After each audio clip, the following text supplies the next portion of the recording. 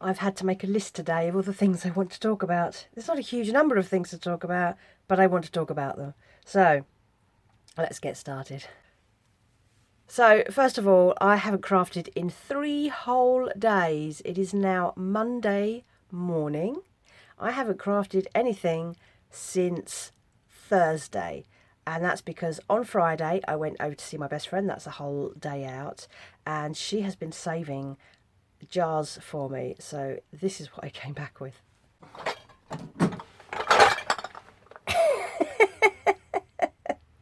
So you know I said I was running out of jars. I'm not running out of jars. And we've got some nice size ones. We've got these, but they've all got the proper little tops on them, like Yankee Candle type jars, and some little ones like this. And they're matching, so I can do sets as well. So I can do sets of 3 or whatever. So let's put that back out of the way. That was helpful, and I was really wanting to get on with that at the weekend. Saturday I had another job to go out and do, and I was really tired. I did my back in last Wednesday, and I'd done my back in the Wednesday before that. So I've been dealing with this low-level, annoying pain and unable to move properly for like 2 weeks now. And it's draining. I've been so tired, and sleeping isn't as comfortable as it should be. So I'm not getting the quality of sleep that I normally do. So Saturday was a bit of a washout after that. I wanted to do stuff, and I just didn't have the energy. And then Sunday, what happened Sunday? What was I doing Sunday? Oh, I was recording videos for my Day in the Life channel and editing those and what have you. So time just flies, honestly. You get a day of editing, or you're going to edit something, and then before you know it, the whole day's gone. So I was busy, I was doing stuff. I wasn't just sitting around doing nothing, but I wasn't here doing jars and things. So the other thing I wanted to mention was that for those of you that do social media, who remembers Hootsuite? I used to love Hootsuite. You could make your posts for social media, and then you could upload them to a scheduler on Hootsuite, and it was really good for disciplining yourself into making a calendar of posts. So if you wanted to post, say, twice a week, and you were running across Instagram and Facebook and maybe on Twitter as well, you could have all of those in front of you on a schedule, and you put your posts and you could see where they all were. You could see they were correctly spaced. You knew when you started to need to make new ones, and that was really good. And I got quite disciplined using that. I need that kind of system if I am going to post. If I've just got the social media there and I'm thinking, oh, I need to make a post, so I make a post and then I post it, and then I'll go off and do other stuff, and then it'll be 2 weeks later when I realise I haven't done another post. So I was looking for new ones, because what happened with Hootsuite is I think it was Facebook removed permissions for Hootsuite to schedule against it, so you could no longer see Facebook. And then Facebook bought out Instagram, and then you couldn't do it on Instagram, and then it was just useless because I'd left Twitter by then. And now when I go in there, I think it's a pay only plan. You have to pay to use it. I'm not doing any of that. So I did some Googling, and there were a few different ones. Some of them had free trials and then you pay and all this sort of thing. And then I discovered that Adobe Express has a free for lifetime plan, a basic plan, where you can schedule your posts. And I'm doing it for Instagram. So I'll try and do a screenshot of how this looks. And I'm building reels over on my editing software, which is Power Director 365, I think it's called. And I can build in all the text, the overlays, the music, and then I upload it to that, into the scheduler, the calendar in Adobe Express. And my first post uploaded a couple of days back, and it looks fine. It works. So I've got a couple more. I'm going to do one a week, and I'm doing montages of selections of products. So the first one I did my bat. Let me see if I can get one for you to show you. I just did my bat window hangings twirling with some Halloween music. It was kind of almost as a tester. I haven't posted on product things on my Instagram in ages. I don't really like Instagram anymore, but this way I can post without even having to go into Instagram. It's lovely. So I've done that, and then I've made a montage of jars, a mixture of still shots and video, music with that one, and then I have done the same thing with just homewares in general, so there's a little bit of everything, and I've kind of collaged it all together into like a 30-second reel with some music behind it, just to start doing some stuff. And if I can manage once a week and bulk edit, so those 3 that are the one that's already up and the 2 that are ready to go, I did those all in one go.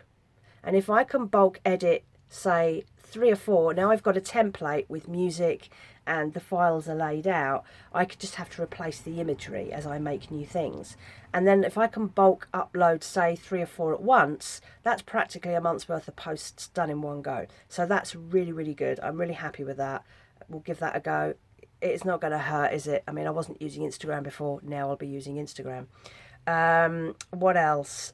So when I was over at my best friend, she was talking about how what's actually happened is that her 2 boys are now 16 and 18, almost 17 and 18, and they don't need her as much anymore. They're off doing their own thing, and she's a bit of a loose end. So she is a manic crafter. I mean, she just crafts and crafts and crafts. That's what she does. But she doesn't do anything with it. Anyway, so I didn't realise, she has been selling her crafted items. She makes jewellery on Vinted, and she says it's great because it sells out really fast. But she's listing stuff for like a £5. She makes these beautiful necklaces, beautiful earrings, and whatever. But she buys all the things that she makes it with new. She's not like me. She's not upcycling, so she's keeping the cost down. She's buying all her stuff on Temu and Amazon and whatever. So she'll buy a big chunky box of beads like that, but it'll be like £8 or £9. And it's the time that it takes to make things as well. So she's been selling on Vinted, saying, oh yeah, I sell a really nice necklace, really nice bracelet for £5. And I said, yeah, that's all right if she doesn't need the money. She doesn't work, but she doesn't need the money. Her partner pays for everything. So she's not under financial pressure to do it. She just wants something to do. And she talked about maybe she'd go to university, go and do a course. But she doesn't want to do anything with it. And she can't find anything that really works for her anyway. So she started to think about maybe doing a market stall and selling stuff on there. And I've not really embraced the whole in-person selling thing. It's well outside my comfort zone. It's not my thing at all. But if I was doing it with somebody that I knew, I could get enthusiastic about it. It's one thing sitting on a stall all day, making no sales, and you're on your own and you're having to kind of broach conversations with people yourself. But if you're with someone that you know, if things are a bit quiet or whatever, at least you've got someone to banter with. So I said, well, we could do get a stall and split it. We could split the cost because market stalls are not cheap. And then we could kind of do it together and have a go. So I had a look while I was over there, and we started having a look at different places. And she doesn't live, she's about an hour and a half from me. So one of us or both of us is going to have to travel. And I think it's going to be easier for me. But I don't really mind it. It's not like it's going to be an every week thing. So we had a look, and I found a few things, and we were looking at the different, we ended up looking at fairs, which some places we'd never heard of, some places we knew very well, and some places, the stalls were £50. The stalls were £150. They were £250. It was absolutely ridiculous. And obviously, some of these places are very well established, but you've got to know your market. And I haven't done a market stall for my handmade ever, and my best friend has never done a market stall at all. And so we're kind of dipping our toes and being very cautious, but we think we might have found somewhere. It's more local to her than it is to me, but it's still a little bit of a schlep, but it might be worth it. The stalls are cheap. It seems to be a very well-established marketing like a market stall company, but they only do their market stalls in one town, and they do multiple markets throughout the year. So people know it's there. They've been running for something like 34 years, and so it's a regular event in the town's calendar every month. And they always run at the weekends. They run all the way through the year. They do Christmas fairs and all sorts of things. So we've had a look, and the size of the stalls that you get, and they supply everything. We could share a stall. They're big enough that we could share a stall, at least in the interim. I think we would start out cautiously. She's doing jewellery, so she doesn't necessarily need a huge amount of space. I could just take a selection of things. I wouldn't want to take everything, and I think I would probably do the candle jars, coasters, and maybe a few other bits and pieces. Stick the decoupage glassware and the coasters and things like that, and do that. Maybe take the braided coasters and keep it quite slimmed down and test the market. There are all sorts of complications with this. So how are you going to take money? Are you only going to take cash? A lot of people don't use cash anymore. I already have a paid website with Shopify, and on top of that I can get the free POS app, and I can sell using my phone, and it links to my store, so that when someone buys something in person, it'll mark it as sold in my store. It's not quite tap to pay, or you have to punch in all the numbers for the cards, but it would link it to my store.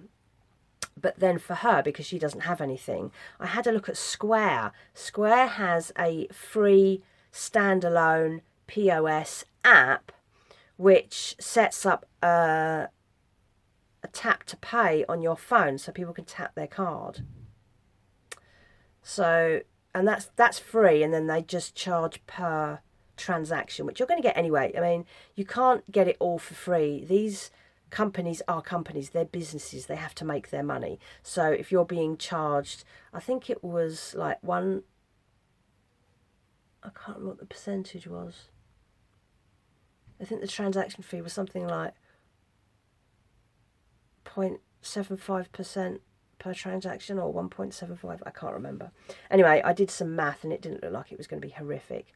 Obviously, you've got your time, your travel, your payment for the stall, so your prices are going to have to be higher in person, but it doesn't have to be astronomical. And again, it's a tester.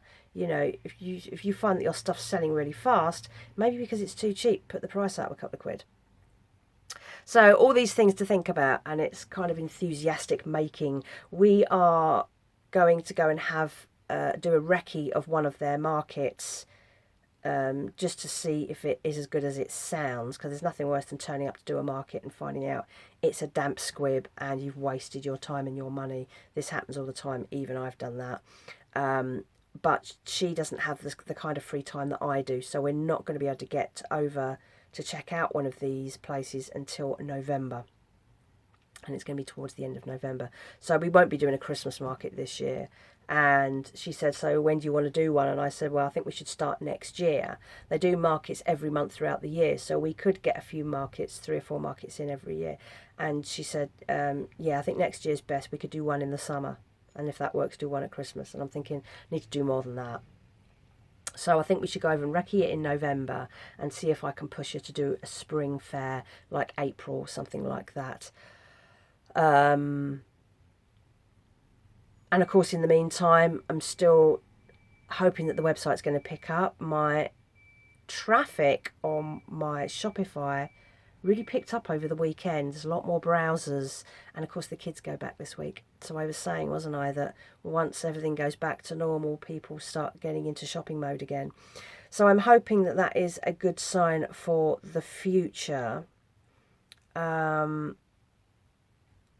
Hey, you just need something to keep positive with, don't you? You really do. The state of my hair, I washed my hair yesterday and it always goes really bouffant. So I've straightened it, but it's still like, leave me alone. My hair always fights back. Yeah, it's not too bad. So, yeah, stuff to do. Food for thought and things to plan for. I'm actually excited about the whole market stall thing. It could be a good idea. If I can do that alongside selling online, I have enough stock already. It's not like I need to make any new stuff, although I will continue to make stuff because I now have so many jars. So that gives me things to do, positive directions to go in, and I'm going to keep researching and see if there are any other marketplaces to look at. We've had markets here in my town. There's a company that runs markets that run all the way around my region, and I've been to one or two of them, and the footfall was appalling. The stalls were 50 quid each, and it was absolutely dreadful. It really was dreadful. There was like nobody coming, and they were putting them in places where no one, like they were putting one in my town. No one's going to markets and buying handmade. This is a McDonald's town, and Poundland, and if we had a Primark, they'd all be in Primark. It's, you know, a slightly depressed place with people who are probably leaving the town to go to work, so they're not even really around. So when you see things like that and you think, oh, these companies, they make their 50 quid and then they're off. So I'm quite cautious about it in that respect. But, you know, we'll go and recce some places and see what we can come up with. And that's my update. It's nice to feel that there's something else to aim for. And so today I have some work that I have to do outside of home, and I shall come back this afternoon and I shall probably get started on crafting stuff, making things with these new jars. I've already got some ideas for what I want to do for the new jars. My back's a problem though. I'm so tired. I just wish it would sort itself out now. We keep going. We keep on going. Anyway, that's my update. I'll keep scheduling posts with Adobe for Instagram. If I can batch up a load, that will be really helpful. And we'll see if it makes any difference. Who knows? Thanks for watching, and if you have any thoughts on markets, anything that I should think about, and particularly with the POS sales, anyone who's had an experience of using the Shopify one, and anyone who's got an experience of using Square, it needs to be free. I don't want to be spending any money.